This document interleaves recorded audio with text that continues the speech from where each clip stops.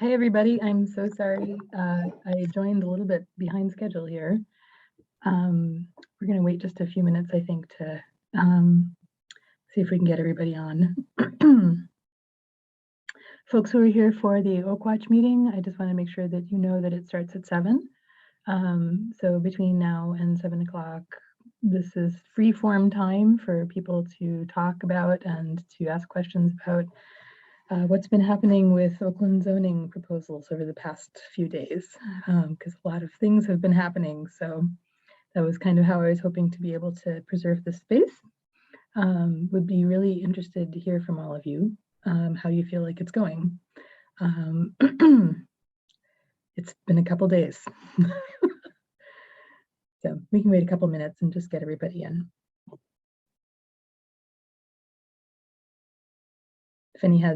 Oh, hi, Millie, what's up? You raised your hand? Yeah, I guess, yeah, I hope we're allowed to talk about what's been happening at the Planning Commission. And this is a neighborhood meeting and you can talk as much as you want. Nobody's going to cut you off. I don't know how anybody else feels on this call, but I am absolutely exhausted. Right? Yeah, it's exhausting. I 100% am there with that. I don't know what to do to understand the process and to feel that we residents, I heard that person at the Planning Commission being critical of we neighbors. She called us selfish. She called us selfish because we've been making comments and that Oakland is for everybody. And it's like, yeah, I understand that. And I don't mind people talking about the other part of Oakland. I don't mind them talking about up by the Cathedral of Learning. But what I'm concerned about is our residential part about the Oakland plan. And I mean, that really does affect us, and it's going to affect us for certainly the rest of my life. And I don't understand why I don't know. And sometimes I have to admit it. Sometimes I feel, excuse me, that city planning, I won't use any names, they say a lot of words, but sometimes they don't say a lot of things. Like, this is the way we do it because, and they fluff around, and maybe the words are meaningful to them, but they certainly aren't to me. And I read the writing, and I sometimes get real I don't find, I have to say, I'm more interested in the zoning than in the Oakland plan itself. And I think in the Planning Commission, they kind of made it clear that there were the two parts of it. And I actually haven't finished listening to the Planning Commission hearing because it's so long. And they were talking about, well, could they pass just the, could they vote on the Oakland plan and do the zoning later? And I think it was Mondor, whoever the head lady is, said, yeah, they could do that. But I have a feeling they didn't in the end. I haven't listened to the last few minutes. So I don't know. My understanding is that the conclusion, though I still haven't got the official transcript or minutes. I'm sorry, I didn't mean to cut you off, Millie. I was just trying to. No, that's fine. That's fine. Yeah. My understanding is that the last few minutes there of that particular engagement, that they did pass the Oakland plan. And they made recommendations for changes to the zoning proposals. So among the things that they wanted changed in the zoning proposals was that they wanted the 400-foot length that is permitted as the street-facing facade of a building, that they felt that was too long.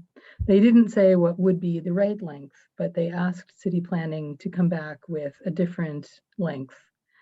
And then in addition to that, they had concerns about the permissibility of, I mean, they didn't 100% follow this, and I needed to unpack it as well. The number of parking spaces that a building that has more than 50 units is required to provide, and in what kind of configuration. But I understand at today's city council meeting that there was some talk about 425 feet. So this is where things get really complicated. So there are two pieces of legislation and forgive me for just being kind of like slow and trying to push this out. I'm just trying to make sure that I don't get confused as I am pointing this out. So there are two pieces of legislation. Yeah. Sorry? We've been asking right from the get-go, which takes precedence? Which takes Well, so I think that I don't know that anybody really knows. Dangerous, dangerous. Yeah. Well, yes. Also, maybe an opportunity. Things kind of are moving forward like this kind of thing. So my impression of yesterday's Planning Commission hearing was that it was the first chance that the commissioners had given themselves to carefully consider the contextual implications for what was being proposed, particularly along Halkett. Because previously they had looked at Bill 2021-1906, the Oakland crossings, whatever it's called, and it was a great deal of information that was provided, except no context whatsoever. And there was clearly a great deal of rush and pressure to try and get them to agree to it. And I have the feeling like they didn't really 100% dig into what it was that they were looking at before. And you saw the planning commissioners last night when confronted with Deputy Director Dash or Assistant Director Dash saying that they had already approved 400 lengths and the heights that were being proposed along Halkett, especially in the previous legislation, that they were kind of taken aback by that. And I read from that they hadn't 100% like absorbed what they had done. But because they are now considering the entire thing as a plan, right? If they went ahead and said, okay, UCMU has the following characteristics or has the following constraints at that point, that would then supersede the other legislation, because what they had done was they made the Oakland crossings UCMU. Like, so if they change the base zoning at any time, now, 5 years from now, 10 years from now, it applies to Oakland crossings the same way that it applies to the rest of the UCMU district. You don't think Walnut Capital would challenge that? That we've started our building whenever these were the. Well, I mean, that goes true anywhere. Like if you have a building that is underway, or if you have already built a building that was legally allowed at the time that you commenced and so forth, and it went through that period, you can't Let me guess. Undo things like that. Right. Let me guess, the steam shovels are sitting right there in the sidewalk tomorrow. Well, they can't. That's my worry. Right? So they can't. Right. What's interesting then about 1906 and what happened in today's standing committee, right, is that far from being satisfied with 400 feet, Walnut Capital very clearly requested that an amendment be made to allow them to do 425 feet. And perhaps what they were thinking was that it was just the one parcel of the former Panera site, right? But the amendment that was submitted, and it was submitted less than an hour before the standing committee meeting began, and it was nowhere publicized that there would be an amendment or what the amendment was. The amendment is for the entirety of the Oakland Crossings district. 425 feet is the now permitted length. But because they introduced this amendment so close to the moment that they were asked to amend the legislation and move forward, city solicitor told them this morning that they would have to wait another week to take action on the bill. And then this becomes very interesting, right? Because if they take action on the bill next week, the soonest it could come up for city council review, provided that all of today's very spirited discussion is not repeated next week, which I don't have any guarantee that would be the case. But provided like everybody was like, no, we're good. And they went ahead and they moved it over to the city. The first time that the city council would be able to vote on it is that next Tuesday, which is I think the 28th. And on the dam, the development activities meeting for that parcel A, the hotel redevelopment project that was submitted is scheduled for the 23rd. So on the 23rd, there will be no settled legislation. There will be no settled governing zoning that anybody can use to evaluate this project. Okay. So perhaps it would be better to push the development activities meeting forward a little bit. And if that happens, then there may be additional delays. So we'll see. But at the moment, there's a great deal of unclarity, unclarity. And clarity, I love it. Unclarity, unclear. Yeah, that's a There's great a great word. deal of things that are unclear. And there are many extremely differing opinions about what is appropriate and proper, and people are of differing opinions and perceptions in the city, not just like me. But Well, like and they have to have a super majority, or at least that was what they were advised by their council, right, to pass this, because it technically is not what the planning commission asked for. right. So then there's a bigger question of whether or not they're required or would be required, given that they've made the substantive change, to send it back to the planning commission for review, like whether the process would require them to do this. And that hasn't yet been settled either. There have been referrals back to the planning commission for changes smaller than this in other legislation. And I think that there is some interest in putting it back in front of the planning commission. And if they did that, then the planning commission has theoretically taken action on the Oakland plan before they take action on the revised Oakland crossings. And they could, for instance, insist that there be changes to both. It's possible. So it's may you live in interesting times. This is a period of a couple of weeks here in which there's going to be a great deal that's really unsettled. I see Elena's hand is up. She might have, I'm sorry, she contributed this morning too. Elena, did you want to say something? Is there anybody there? Hello. Hello. Yeah, Can you hear us? I was wondering. Yeah, I can hear you. Can you hear me?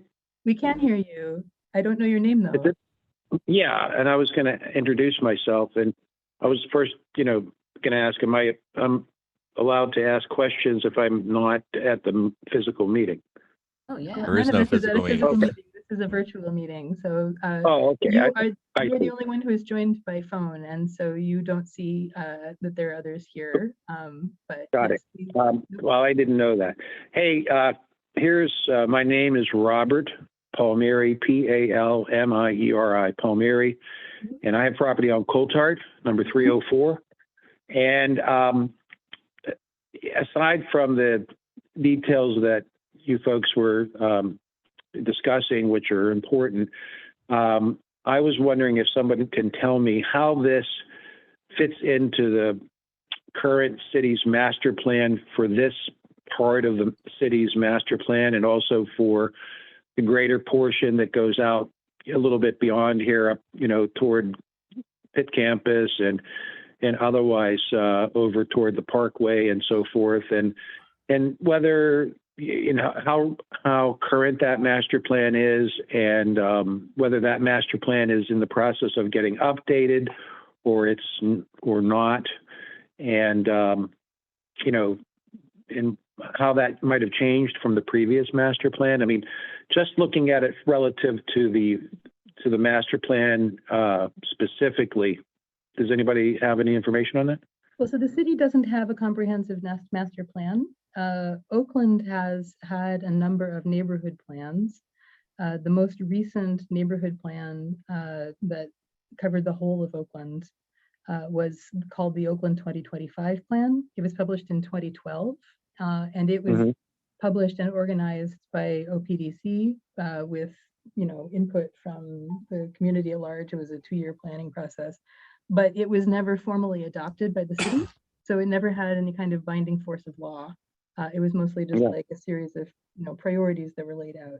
The city has an existing zoning map, right, for the entire city of what you can and cannot do in different places. And so there is an existing zoning map for Oakland. What we're talking about here are some of the changes that have been proposed as part of the new Oakland plan process.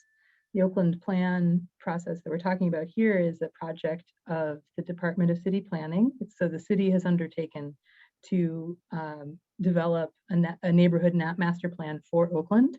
The process got started in 2019, and the city began soliciting public input through action teams and through engagement projects that they posted on their website in 2020.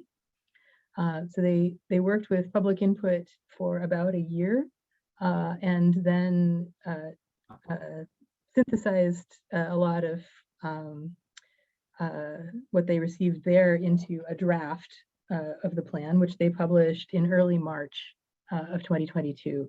And then between March, I think 7th, when the plan came out, and last night, basically, city planning received over 900 comments on their first draft and made revisions to it, which, for better or worse, they didn't please everybody by any stretch.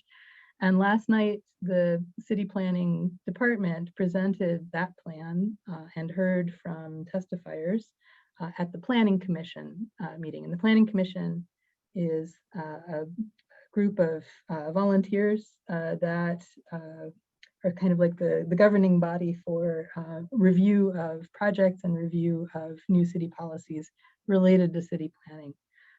So their task last night, the planning commission's task last night was to review the plan and the accompanying zoning proposals that went with the plan.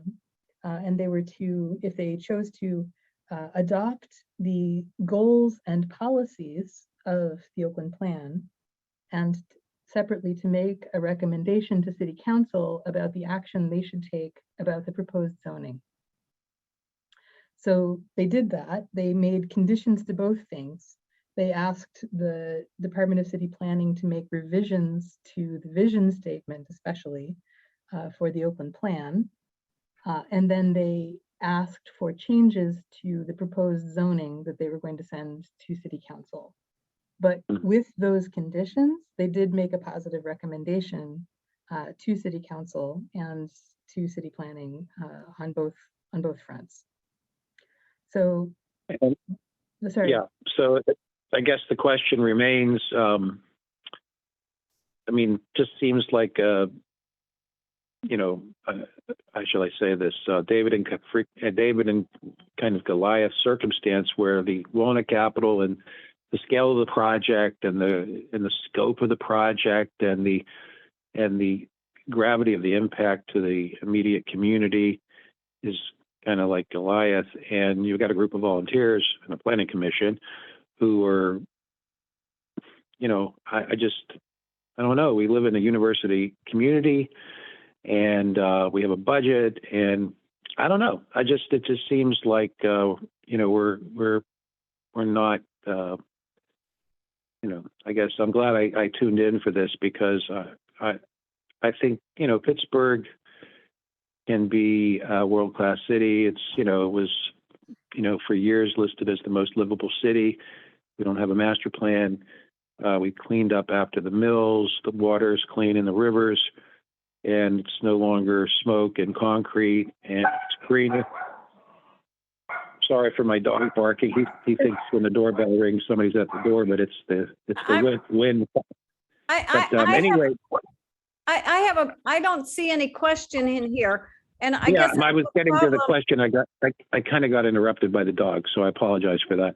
Yeah, because so we have a lot to discuss, and a lot of things happening. Yeah, Millie, what I was Sorry. trying to ask before the dog started barking was,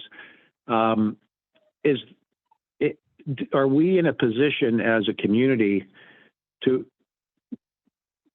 make a difference and to have our voices heard and considered seriously? So the next opportunity to tell City Council what you think of what is being proposed for Halkett Street and the former Isley's site, which is a district that's now being called, quote unquote, Oakland Crossings. And this is the Walnut capital deal. This is a zoning parcel, basically, that is currently in front of City Council. And as I was saying earlier, the standing committee this morning entertained amendments to that zoning proposal. That means that they have to think about it again next week. So next Wednesday at 10 a.m., if you call the city clerk's office, you can either go downtown and testify in person, or you can do it online or from your phone, whichever is more convenient. You get 3 minutes. So I could do it just like this on the verbally on the telephone? You can, yes, you can do that. All right. But you need to call the city clerk to register. And when do I do that? You can do that anytime between now and 9:30 a.m. on next Wednesday.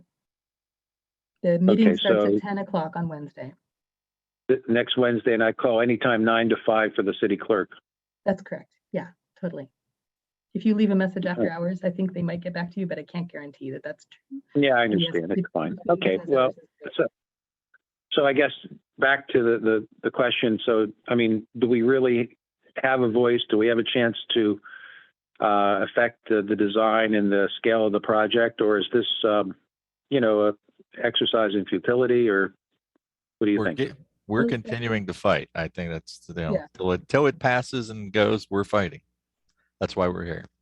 Yeah, I think Okay, that a well- concerted message from folks who live directly proximate to it. So if you are on Coltart, for instance, Mr. Palmieri, I think that City Council needs to hear from you, and exactly how this is going to impact you. I think that that is extremely helpful for them to understand. Okay. And there's a lot Well, more documentation on opdc.org on their design review webpage. Thanks for your tip Okay. earlier, Mark. We did update that today. Thank you. Okay, and does it? Okay, I don't own. I mean, I own the property on Coltart. I don't live there personally. Does that matter? No, It doesn't really matter. You can always, you can always lay into it. It's really okay. Are you a city resident? Okay. No, I'm not. Okay, But well, I if you do have- own. I do own other properties in the city. Okay, well, if your opinion, if you are entirely entitled to give it to city council, and they need to hear from people who are Property owners, familiar with yeah. the neighborhood and who have, Yes. an interest in knowing how it's going to sort out. I think it's Yeah. entirely valid. Sorry, not Well, I that lived I'm in in a Oak- position to evaluate your opinion. I don't know what your opinion No, is. no, But no.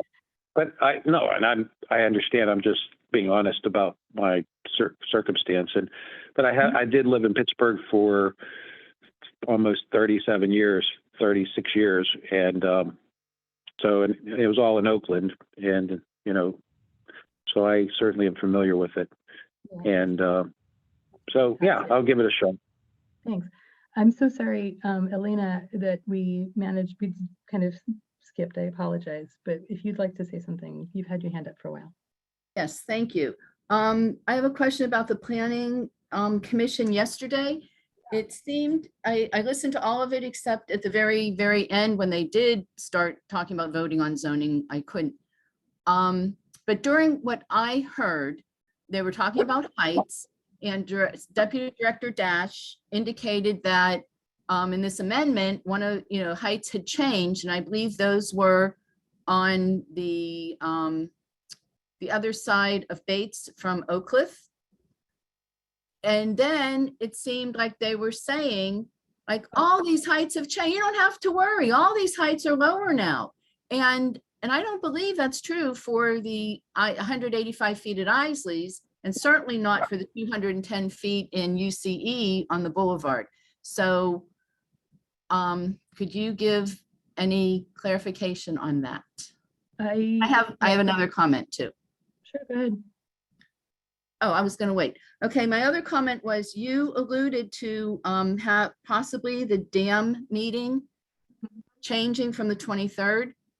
With what went into getting the RCOs to the 23rd, I don't see how Walnut Capital would, I think they would file a suit, to tell you the truth. They could do that. Okay, They're welcome to, but it's not up to us, and it's not up to Walnut Capital. It's for city planning. Well- So if you have an opinion about it, I'm sure that city planning would like to hear from you. oh, I'm sure they don't want to hear from me. Well, But- but the point being that I think that it is hard for RCOs like Oak Cliff, like OPDC, to fulfill their obligations to get information out and to be able to, explain what's going on if the governing legislation is completely unsettled, right? So, I don't see how we do that responsibly. I don't either. Right. I don't either. It's going to be very difficult. We're a small organization, Yeah. total volunteer. Totally. Okay, and I just wanted to verify that you know that today's, I still don't understand, Tuesdays are standing committee and no, Tuesdays are regular meetings, Wednesdays are standing committee. To me, it all seems like the same, but today was a standing committee where they said this has to be put off a week. So is it definite that it's going to be on Wednesday, standing committee? Could it happen on Tuesday? It could not happen on Tuesday. Okay. The standing committee has to agree to send it to council for action. Like that's the rhythm that it happens. So standing committee is Oh, where they okay. get into it. Okay, got it. So on And then they have to Tuesday, decide that they are ready to put it forward. And Oh that's my why city council gosh. meetings are so boring, is because they're like, yeah, all in favor, yeah. And you're like, what even is this? Like, and they don't Right. even talk about it. It's because all of the talking happens at standing committee. So it doesn't come to city council for a vote, meaning to the city council meeting on Tuesday for a vote until the standing committee sends it there. And the city solicitor was saying, you can't take the action to do that for another week at least. right. And also given that, like, Bruce was like, wait a second, that isn't what I meant when the amendment goes through. I suspect there's probably going to be further shenanigans next week as well that, may complicate it even further. Who's to say? It is, well, yeah, there's a word for what it is, but Oh, yes, there are many words for it. We couldn't really quite decide which one to use today. okay. And, all right, that's it for now. Thank you. No, I'm so sorry, Alina. I hate to ask you to do this, but it was the heights. I'm sorry. I was just like, I cannot remember what your first question was. I'm really sorry. It was about the heights. Right. I don't recall the exact thing, like the exact exchange that you were talking about, but they did reduce the heights south of the boulevard up by where it was going to be off of like on Juliet and up to Ward Street. Like they did reduce those heights, recognizing the contextuality of the residential neighborhood immediately adjacent. I think it's the, I don't know. This is my personal speculation that, there's nobody telling them that they can't reduce it, and they heard from people that they wanted it reduced, so they brought it down a little. But it was unclear also to me which set of heights they were working with for the property that is currently in Oakland Crossings, because the Oakland Crossings heights were a little different than what is in the UCMU. And I apologize to you all that I don't have better clarity on that. I'm still trying to figure it out. I'm sorry. I will publish to all of you as soon as I managed to figure it out. But there was information that was missing from the height map at the city to be able No. to, right? There's information that's missing at the height map of the city, and I'm not understanding why. So I'm going to try and find that information and get it to you all and put it up on the website as soon as I understand it better. But I agree that that is a crucial piece of information. And again, I apologize that I wasn't able to figure it out. Yeah, it looked to me like the blob, basically the north and south of the boulevard east of Bates Street, which would include Juliet, but also Wellsford and half a Ward, was reduced to 120. But by my calculations, instead of not being able to see the cathedral at all, I can see the Babcock room, and that's about it. And the rest will be building, because the houses there now are 40 feet high. So even 120 feet is like ridiculously. And especially since they're removing residential compatibility, it can soar as high as it wants. And that doesn't do anything about Coltart being canyonized. It does No. not do anything about Coltart being Kenyan. Okay, just trying to, Sorry, yeah. So the other thing to But that was understand, but as far as the heights that were reduced, I guess was yeah. so the heights against especially on the north side of the boulevard, Mark, along there, yes. There's greater contextuality from the boulevard to the residential mixed use heights right behind it.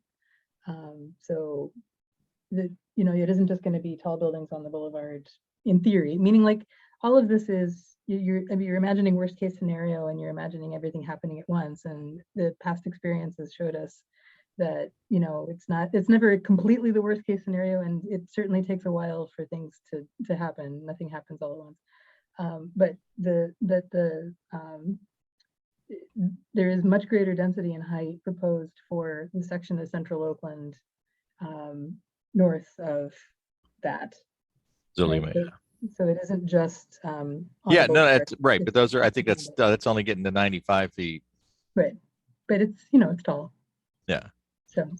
Andrew, when we made our model, when we added to the 3D printed model, we did everything to maximums, and we were expecting a lot of criticism, and we did not hear any. And then lo and behold, Walnut Capital's proposal, or presentation for the dam meeting comes out, and we were right on. I Yeah. mean, they will build to the maximums. They might not build everything, in a year or 2 years, but they will build to the maximums. Another Which- question I have is that the Planning Commission, this is the second time when they've had these zoning questions. They're supposed to be the experts. And both times they've thrown it back to City Council to make these decisions. And I don't understand that. So part of what they're doing is providing instruction to city planning staff. So some of it is to the zoning staff and some of it is to city planning staff that they have to then inform city council and the planning commission to answer their questions. So sometimes it's, we are handing this to city council as it happened for the Oakland crossings thing, right? Right. Among the conditions that they provided was that like city planning staff must, show city council what this looks like. And you guys did a much better job than city planning did. And the city planners were not maybe in an agreement with the rest of us that in fact, actually the planning commission had expressly and specifically given them that instruction, but there it is. But yeah, that's, I think what the planning commissioners are intending, right, is that they are giving instruction to the Department of City Planning staff. Which is their right to do. Like they can tell the city planning staff what to do. They think it's going to make I a have a difference. question. The planning staff the city planning is what likes the heights in the Oakland plan. It's not Well, going to make a there difference. is planning rationale behind increasing density in Oakland, where the demand for housing is intense, and the pressure that commuters put on the neighborhood is also intense, and the enormous questions about affordability generally. It is probably appropriate, right? We all have to be able to acknowledge this. It is probably appropriate that there be more housing in Oakland that there currently is. And then the question about with the planning process, right, is always just to be able to come to some reasonable agreement about where that should go and what it should look like. And I think that, a lot of the people who are saying that, like, it's outrageous for people to object to greater density in Oakland are, we're talking about particular blocks, like these two, like Hellcat is probably not, or like right up against Niagara, there should be better contextuality. It's not to say though, right, that there aren't opportunities in Oakland for there to be larger buildings that it can accommodate more people, and can therefore like start to chip away at the unaffordability of this place, which is, I know, very complicated because, building more market rate housing is not necessarily addressing the thing that drives an affordability here more than anything else, which is undergraduates who, are looking for cheaper accommodations than market rate housing is going to provide. So, unless you address that problem, then the unaffordability issue doesn't go away. But even if, you're paying no attention to the unaffordability issue that student renters, and I don't want to put it all on the students, it's, here it is, it's people taking advantage of the impossibility of enforcing occupancy laws appropriately. But even if you exacerbate that problem and you're content to exacerbate that problem, which I am personally not, even so, there is still an argument to be made for increasing the supply of housing for people who work in Oakland, which currently we can all acknowledge is very hard to come by. So, I Well, mean, at least it's a one, mixed bag, right? So, yeah, but at least one counter to needing density, or at least right there, like the Isleys, given the view from the Isley site, if they build a 185-foot tower or whatever that's going to be, those are more likely going to be pretty high luxury, high priced for the view, that are not even going to be people that want to work in Oakland. They just want to live there for the view. And it's just going to be more problems. Well, with any luck, housing development on that site will be governed by the inclusionary zoning requirement that at least 10% of those units be designated as affordable. If that survives. Well, I mean, It'll survive. and given the fact that Walnut Capital says that they own or control that, They don't. well, I know they don't, but they're this whole OPRE, it's not OPRE anymore, but that whole section, there's still Walnut Capital is the one driving it. UPMC hasn't asked for anything. They haven't even acknowledged that they're part of it. So, yeah, not a done deal yet. So, what individual entities do with their property is not necessarily a matter for public governance. Like, can't tell you who you're going to sell the property to or which developer you're going to pick to develop a site that you maintain control over. Right, but but there is an opportunity. There isn't. I'm sure there are people out there who are like, why should Walnut Capital have all the fun, and who could very easily approach UPMC with a counteroffer. And well, then they wouldn't be. At this point, as far as I could tell, they wouldn't be governed by Walnut Capital's public benefits agreement. And if the IZ gets struck down to the court, pardon me. I don't think that inclusionary zoning is going to get struck down by the court. And we intend to take whatever measures are available to, make sure that that doesn't happen. I understand that, but it's not a very strong case, and inclusionary zoning is pretty well established in many other places. And so is rental registry, and they haven't really gotten that. But that's a state issue, whereas this particular challenge is filed in federal court. So it's a slog to defend it for the city, but the case is not strong. The challenge to it is not strong, and as yet, I mean, fingers crossed, right? As yet, there has been no injunction granted to the challenge, meaning inclusionary zoning has not been suspended in the city, and the city has no intent to voluntarily suspend it, absent that kind of an injunction. So I am hopeful. Maybe I am naive, but I am hopeful.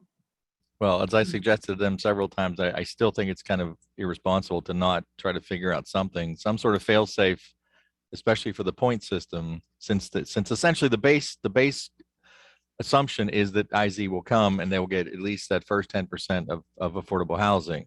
And if they're not, I mean, as you guys have pointed out, there's ways to get maximum heights without using any of the affordable housing points. So if IZ doesn't happen, then the dominoes should fall where the IZ points either should be first or, everything else gets less points. Some sort of mechanism so that at least there's some kind of guaranteed affordable housing built into whatever happens, whether IZ stays or goes. Well, I mean, in spirit, I agree with you, but I'm not 100% certain what that looks like in, either in legal or in agreement terms. But I mean, yeah, we're on the same side on this. Yeah, but if you don't try, it's not going to happen. And waiting for the court case, like again, nobody's waiting. Like inclusionary zoning is still in effect. But they're not doing anything to back it up if it fails. And similar to city council, if city council passes the inclusionary zoning envelope extension, right, which they can do within a month, they could do that, right? Then it takes precedence of law, meaning even if there were an injunction against it and an injunction against its enforcement, the presumption has to be on the part of the city's property owners that it is a governing piece of legislation. This is actually how it had effect, for instance, even in the strip district where it never actually got imposed, right? Because it was actually introduced as a bill, and while it was there on city council's table, nothing could proceed in the strip district that didn't have any affordability. In the end, that kind of went away. But the inclusionary zoning as a council matter, once it has been established there as a piece of legislation, that has to be something that the developer has to assume is true. Again, with the rental registry, it's been how many years since they passed the first one, and it's been weakened and weakened and weakened. Well, they have an implementation mechanism now that is in place. The city voluntarily, and I'm not 100% certain why, decided to, delay its implementation. But it's not the same thing as a court injunction against it, and it's also not the same thing as the city rolling over, which they're not going to do with inclusionary zoning. And they intend to fight on rental registry to the extent that they have to. So we'll see. I am hopeful, again, it's not necessarily the same thing as being optimistic, but I'm hopeful. It's okay, Mark, I don't mean to, I'm not saying that, your points are valid. And I just feel like the difference between our approaches here is entirely about optimism versus pessimism, but like the assessment, the facts are that what they are, we agree there. I am hopeful that it is possible for us to find our way through this, and that, it is not the case that we are going to be left with absolutely nothing. I think that we've worked pretty hard, and I feel like the pieces at the governing elements at the city, especially with this new administration, right, that ran on affordable housing as being like a cornerstone of their entire platform. I think that there's a lot of investment in at least being able to point to some success in this regard. And there is maybe more at stake politically for them than there could have been for the previous administration with regards to inclusionary zoning. But again, that's no guarantee of success. Liz. Excuse me? Sorry, you said something? I have my hand up, but nobody can see it. Oh, I'm so sorry. No, we can't, Mr. Palmieri. We can't see your hand. Yeah, Do you have something you need to say? I obviously was kind of lighten up things a little bit, but I have a general question about, because it was brought up about the solar envelope, and was there any EIS or any kind of a technical study about energy loss because of that shadow created by the maximum potential height of the buildings, and because there will be energy lost. So people who will be in the shadow during winter, especially when the azimuth is going to be the narrowest, because the sun stays closer to the horizon in the winter. Of course, you need more heat from the sun in the winter. So that will be, really the maximum energy loss during the time you need the solar energy the most. Plus, with solar energy and solar panels technology really booming and making advancements, would that eliminate these, opportunities for these property owners that could otherwise have gone solar as it becomes more practicable technologically? I mean, is there any study at all specifically that talked about the number of solar hours lost and the adverse impact to energy loss, especially during the winter months? The answer is there has not been a study like that. And because what we're talking about so far on Halkett, especially right above Coulthard, is thus far just about the zoning. Again, it's possible that there could be a shadow, but the shadow is purely hypothetical, and so it's not. There isn't a basis for action at that point. But this is what could happen: right? That every project that comes up before the planning commission within that district, you can demand that there be, a solar study, which is to say a shadow map, right? And there can be, you can point out that there's an adverse effect to your property that can be measured in dollars. Absolutely, yeah, and it's really done, but that's a project by project basis, and as yet there is no project for that is before anyone. Right, but there was no shadow study in the dam presentation that's on their website. Right, and you can, it doesn't really. I mean, it's actually, how do you say this? It's not that complicated to do. Because it's all based on the horizon and the sun at the low point on December 21st, plus or minus 2 months after that, and using that as your benchmark. And I Yes, mean, it's really it's an a, established it's process to make a solar study and a shadow study is entirely, it's an understood thing. It isn't written into the code that they have Right. to do that, and but it is, there isn't it is, anything there to challenge right now. You could ask them I directly understand. on what is it, the 23rd? yeah, I Yes. will ask them now. And it's really, it's a one-day project. It's a 4-hour analysis. I mean, Right. it doesn't, It's it an really doesn't entirely take any reasonable time at thing all. to ask. Mr. Palmieri, I'm Yeah, sorry, but there's another woman here who's had her hand up. Pam, would you like to speak? Thank you. All right, thank you. Hi, yes. Sorry about that. That's okay. So I have a couple questions. So I couldn't be on yesterday because I was at work. I did, however, watch the recap of it today. So I guess where I'm a little confused. So now it looks like for the Isley site, there's 85 feet where it abuts up to the Niagara properties and the condos. And then from the edge of the condos to the electric building, it's now 185 feet. It sounds right, but I don't have it What- in front of me. But what I'm not really understanding about that is, and I guess what I don't get is that's not a very big spot. Like that's not very wide.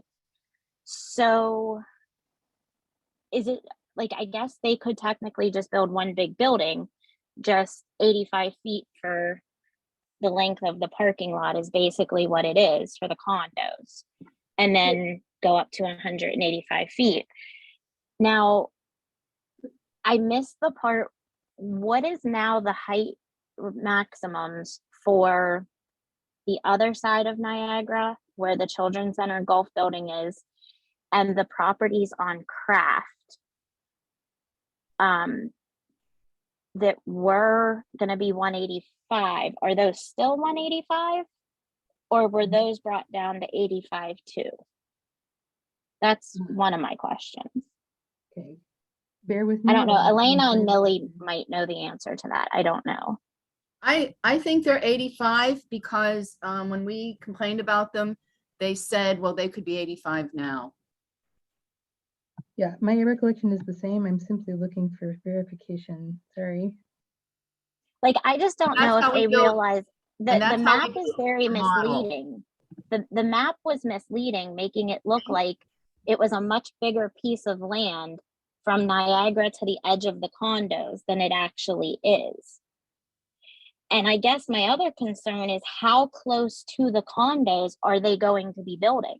Are they building it right up to the property line of the condos, or is there going to be a buffer from there as well? Because that's never been discussed. I think it depends a great deal on the size of the building being proposed, meaning, sorry, like its sheer mass as to whether or not it is required to have a green buffer. And it's a function of how much bigger it is than the thing that it's next to. Pam, we tried to show that on the model, and Yeah, that's why it was surrounded by that white stuff. That white stuff is like the step back, but then we Yeah. also know that balconies can be built on the step back, and the step Right. back is only 10 feet or 20 feet, depending upon whether it borders on residences or a highway.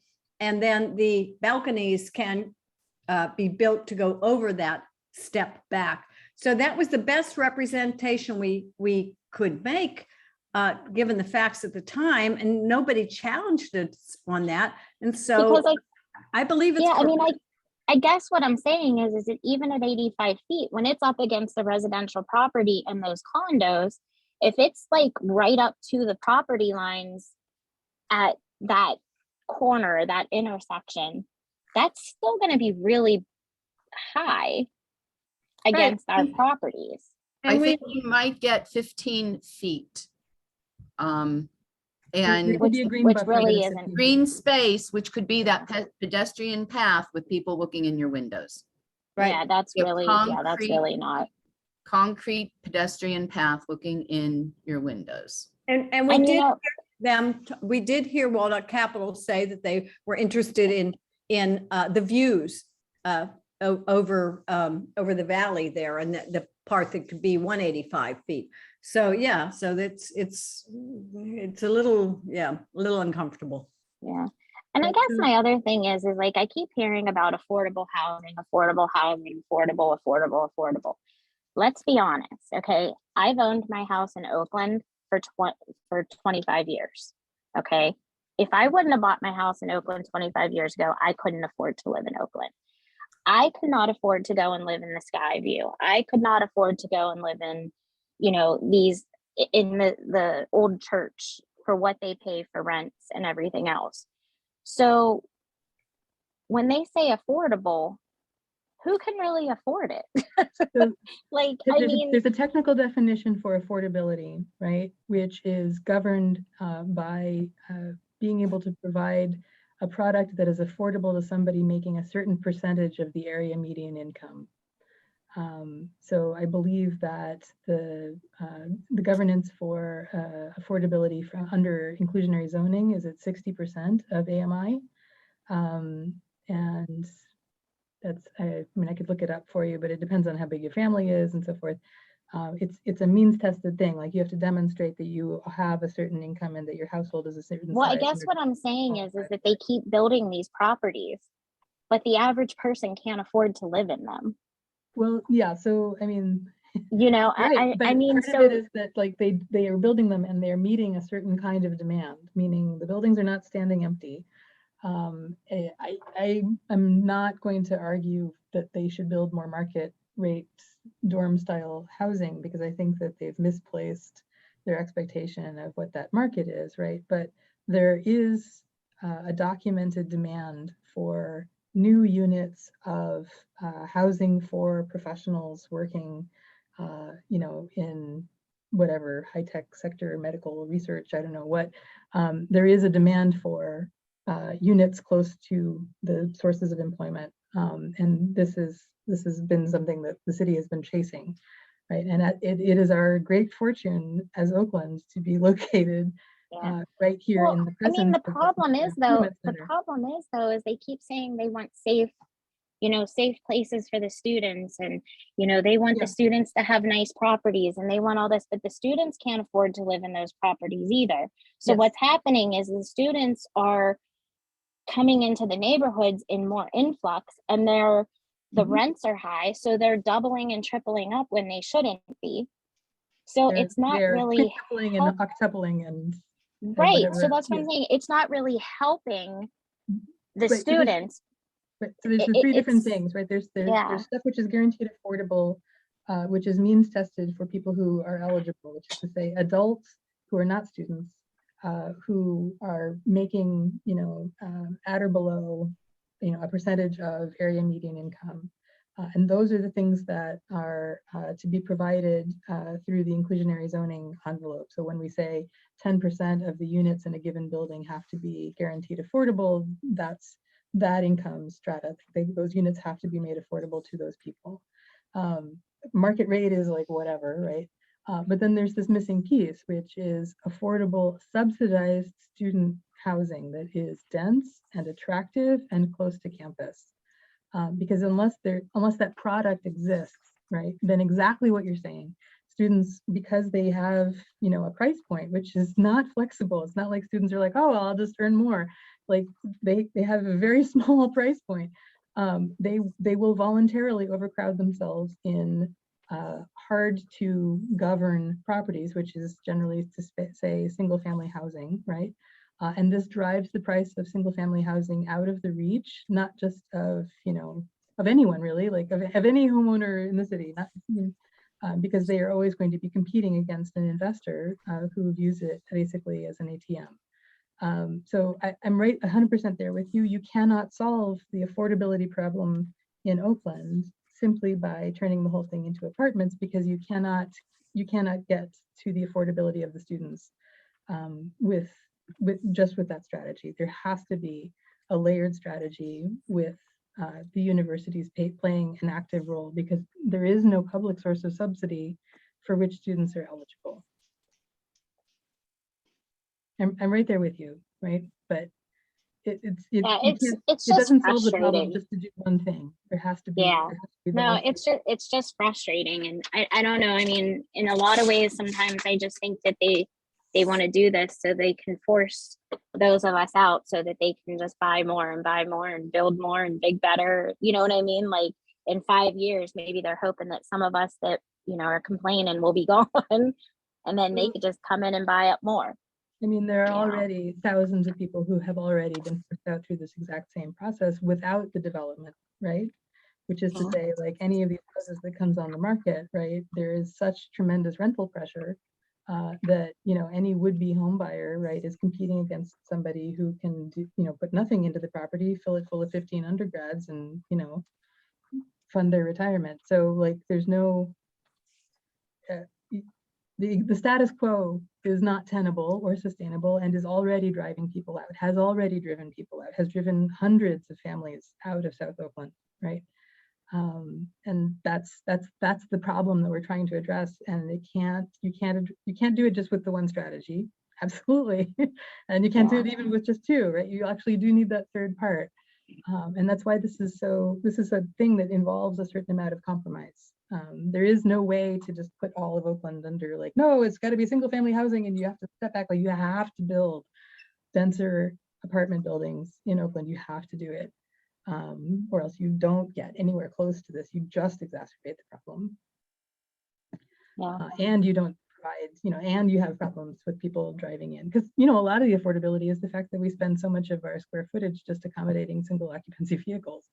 Folks driving in from the suburbs in order to be able to work here, and then their cars are the thing that we are paying to be able to accommodate. And, the car can afford just as much as you can in rent. And it's like, anyway, I'm so sorry to do this, but we are climbing up on 7 o'clock. I really appreciate all of your input and your questions. There's been a lot of food for thought, and I will try and get you some better answers about the heights. I will make some phone calls tomorrow and see if any of us can get better information, and I will share out what I learned.